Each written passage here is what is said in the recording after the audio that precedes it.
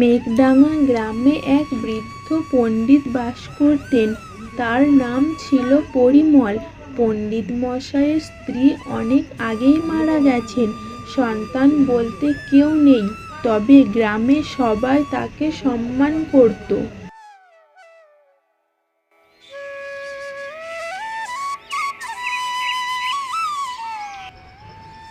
রাগ যে আগুন, তাকে হৃদয়ে রাখলে নিজেই পুড়ে ছাই হয়ে যাবে। ক্ষমা করাই সঠিক পথ।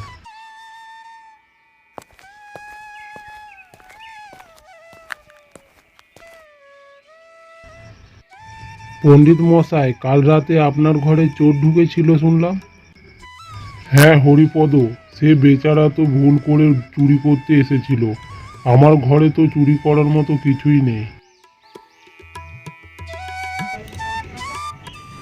এক কুঁড়ে ঘরের ভেতরে বসে আছে এক যুবক, নাম তার রঘু।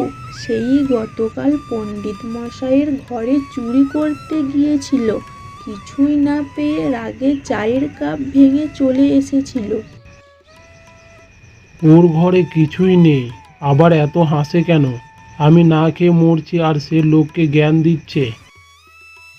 তার বন্ধু চান্দু এসে ঢুকলো। ভাই, রাতে মহাজনের ঘরে চল, অনেক কিছু পাওয়া যাবে। না, আমি আবার সেই পণ্ডিতের ঘরেই যাব।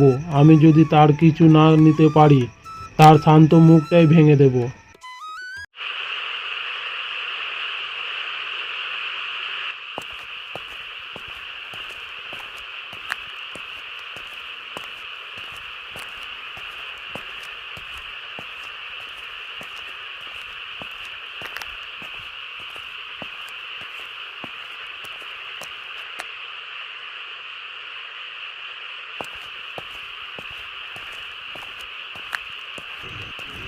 রঘু আবার ঢুকেছে পণ্ডিতের ঘরে। পণ্ডিত মশাই ঘুমানোর ভান করে শুয়ে আছেন। আবার এসেছি রে পণ্ডিত, এবার দেখিস। কিছু খুঁজে না পেয়ে রঘু রাগে একটা বই ছুঁড়ে মারল। বইটা মেঝেতে পড়ল। এই বইটা কিন্তু আমার প্রিয়। এতে লেখা আছে, রাগ মানুষকে ছোট করে দেয়। তুমি ঘুমাওনি এখনো? ঘুমাতে চেয়েছিলাম, কিন্তু জানতাম তুমি আসবে। এসো বসো। তুমি আমাকে ধরবে না, শাস্তি দেবে না? না, বরং একটা প্রশ্ন করি, তুমি চুরি করো কেন? পেটের দায়ে কাজ পাই না, খালি হাতে ফিরি। চুরি করে বাঁচা যায় না। এসো, কাল থেকে আমার সাথে পাঠশালায় থেকো। রান্না, বই গোছানো, কিছু কাজ পাবে। খাবে, থাকবে, শিখবে। তুমি আমায় ক্ষমা করে দিলে?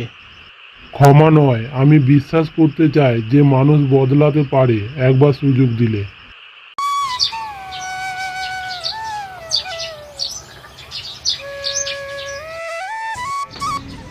রঘু এখন পণ্ডিত মশাইয়ের পাঠশালার সহকারী। গ্রামের শিশুরা তাকে ভালোবাসে। দাদা, আজ তো তুমি আমাদের কবিতা শোনাবে বলেছিলে। আচ্ছা শোনো।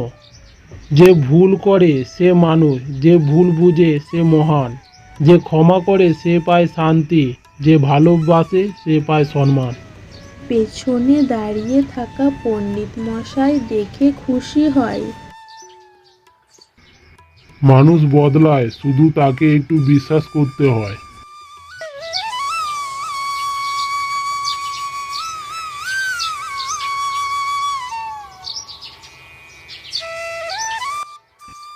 আপনি সেদিন আমাকে ক্ষমা না করলে আমি হয়তো আজও অন্ধকারেই ডুবে থাকতাম। আমার থেকে বড় শিক্ষক তুমিই রঘু। তুমি প্রমাণ করেছো মানুষ চাইলেই আলোতে ফিরতে পারে।